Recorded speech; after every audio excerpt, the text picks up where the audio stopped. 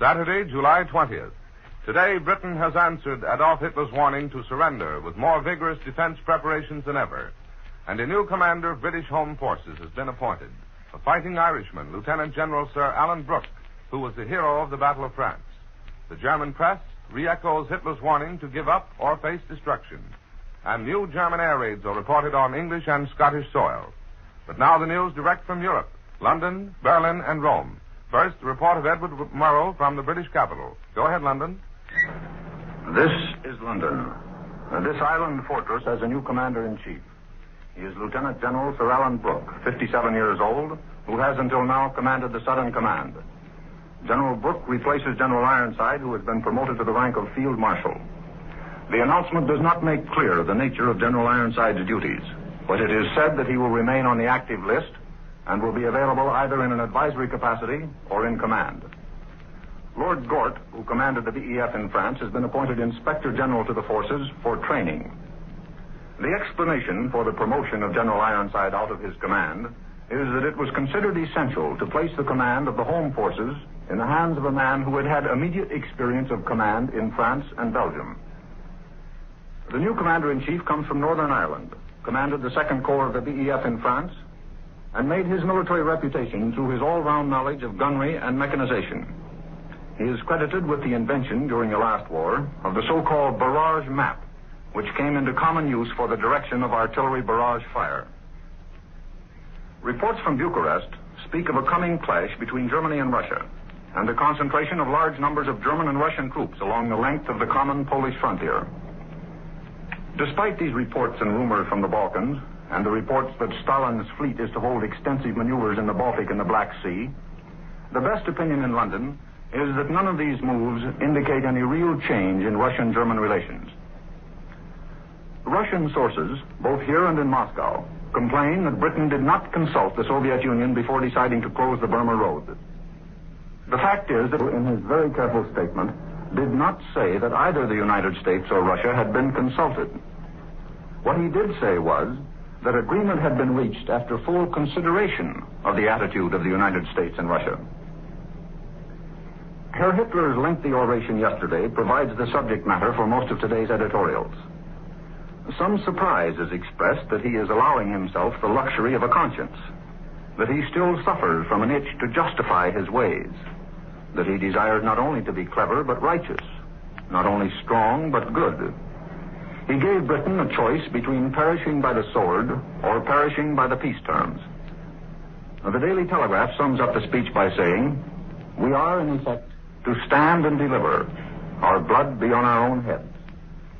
He has nothing to offer ourselves or anyone else but a Gestapo millennium." It is recognized here that the speech was made for home consumption and in an effort to impress the peoples of the continent. There is no evidence that it impressed anyone in Britain. There have been a few small strikes in Britain during recent weeks, but as from today, both strikes and lockouts are banned under a new order issued by the Minister of Labor.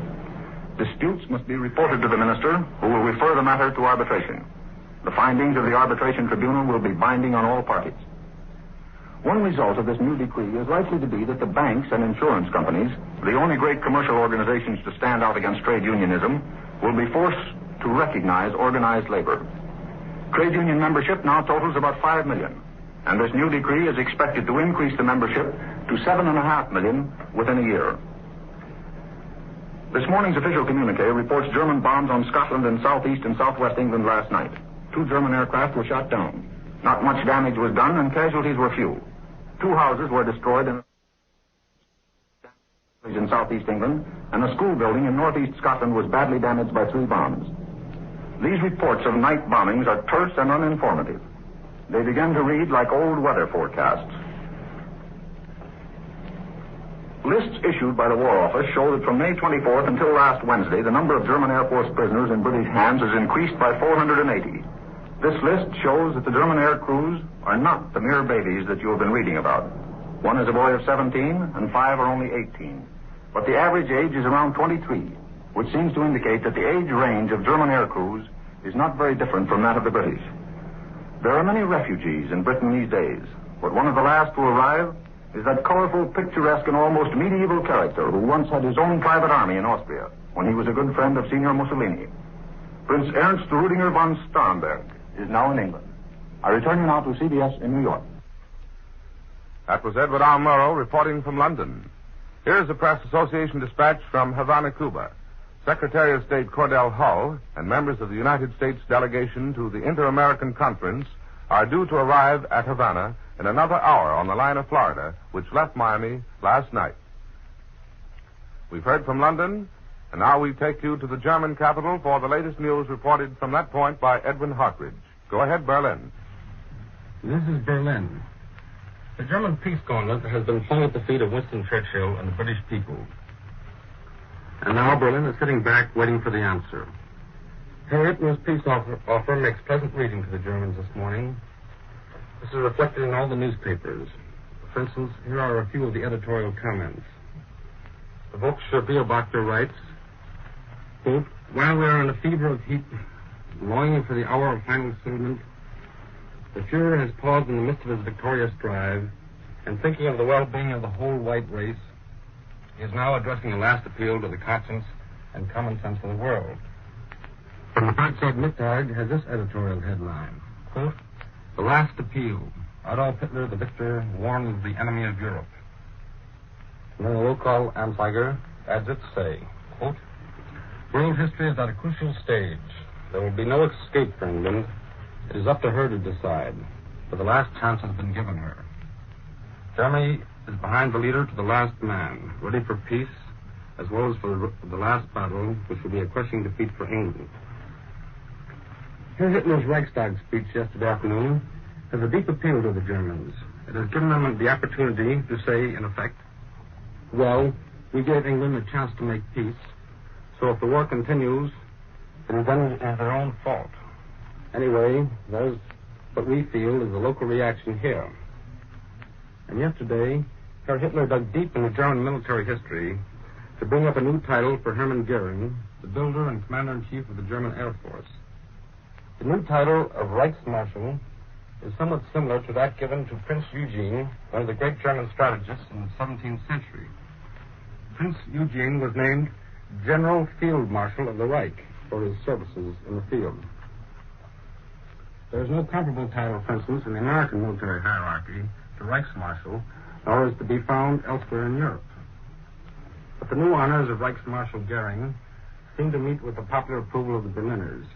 I stood on the corner of the Unter den Linden yesterday as Herr Hitler and all the important generals and top-ranking government ministers drove past on the return from the Reichstag. There was a very personal and informal quality in the cheers and greetings given Reichsmarschall Goering as he drove past.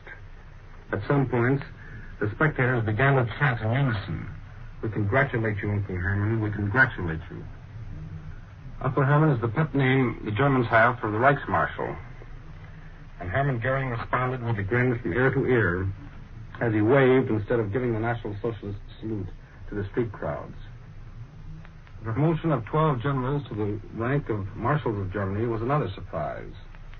It recalls Napoleon and his empire, when all the successful generals were named marshals of France.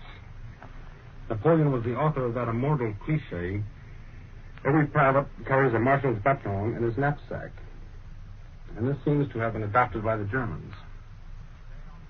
And now that the celebrations and promotions have been climaxed with this peace offer of Herr Hitler, the next thing on the calendar seems to be the start of the blitzkrieg against England. That is, provided that Winston Churchill and his government refuse to consider the offer of a German peace. But in this event, when Herr Hitler will say the word go, is at this moment merely a matter of speculation. Then a few minutes ago at the Foreign Office press conference, the spokesman had an answer to the critical British radio and press reaction to Herr Hitler's address. That is not the real reaction of the English people, he said, but it is only the reaction of the government and the warmongers. Then the Foreign Office spokesman added that the German government regarded it as important that the British were so fast in supplying this criticism. The implication being, it would appear, that such criticism was prepared in advance. Also, the British radio comments of Herr Hitler's speech were further described as being, quote, insolent, unquote. The military communique has just been given out, and this high command reports that yesterday German planes conducted bombing raids over southern England and Scotland. The report claims that power plants, supply depots, harbors, and anti-aircraft batteries and English airports were bombed successfully. This is Edwin Hartridge. I return you now to Columbia in New York. This is New York, and here is a United Press dispatch from the Egyptian-Libyan frontier by courier to Cairo. Crack mechanized British cavalry knocked out 11 Italian tanks at dawn the other day as they tried to break through a ring of fire to take food, water, ammunition, and supplies to 1,000 Italians besieged in wrecked Fort Capuzzo. Now the news from the Italian capital reported by Cecil Brown. Go ahead, Rome. This is Rome. The Italian High Command announced today the loss of the first Italian cruiser. She was the 5,000-ton Bartolomeo Colleone and carried a crew of more than 500. The ship was accompanied by another light cruiser when a British flotilla was sighted off the Greek island of Crete. The war communique says the British force consisted of two 7,000-ton cruisers with heavier armor and escorted by 4 British destroyers. The 2 Italian cruisers opened fire, and in the course of the 3-hour battle, the Bartolomeo Colleone was hit and went to the bottom. The British have announced they picked up about 250 of the survivors. Italian air formations overtook the British naval forces. The Italian High Command says several hits were scored on the British destroyers and reports that one British ship was set afire and sunk. With Hitler's speech out of the way, the Axis offensive against England and the British Empire appears ready to burst. The Rome newspaper, Popolo di Roma, in a dispatch from Berlin, fixes the time and the result this way. It says, quote, "The effort will start immediately. It will be formidable, inexorable, and decisive," unquote. Some observers here expect that at the same time, a large-scale action is being prepared in Africa. Hitler's references to Mussolini in Italy were, of course, warmly welcomed here. The Rome newspaper Messaggero calls it a great discourse and a solemn consecration of the German victory. But the Popolo di Roma interprets it in this headline, quote, "The Axis powers decide to prosecute the victory against the common enemy." The Popolo di Roma, in its story from Berlin, said the speech was proof of Hitler's high moral and political conscience. It was, the paper says, a final and definite appeal to reason. Prime Minister Turner is conferring with von Ribbentrop today in Berlin. The indications here are that they are not only talking about the future course of the war, but what to do about France. German troops are occupying French territory, and virtually all control of France is now vested in the Nazi authorities. It is supposed here that Turner is seeking an arrangement with Berlin regarding the direction of French affairs. That means the Axis partners are going to reach an understanding about the division of responsibility for the future fate of France. An important article on relations with Yugoslavia appeared today in the well-informed review Relazioni Internazionali. The review says most of the Balkan countries are orienting their policy to the changed events. The exception is Yugoslavia. The Yugoslavia press, says the fascist review, is still too much of a slave to the policy of the Western democracy. The review says it would be advisable for Yugoslavia to realize the new European order. Then the periodical offers this attitude. Quote, "In such a zone, the prevalence of ideas or a mentality that is now exhausted," unquote. President Roosevelt's speech accepting the Democratic nomination is given only 2 paragraphs in the papers here. No mention is made of his attack on the dictatorships. Fascist circles seem convinced that the United States will not intervene in this war. And, from their point of view, whatever else America does in the way of speeches or furnishing supplies, only intervention might change the course of the war. This is Cecil Brown in Rome, returning you to Columbia in New York. Such is the news from Europe. Here's the latest political news in the United States. Secretary of Agriculture Wallace is reported preparing to resign his cabinet post to campaign for the Democratic ticket.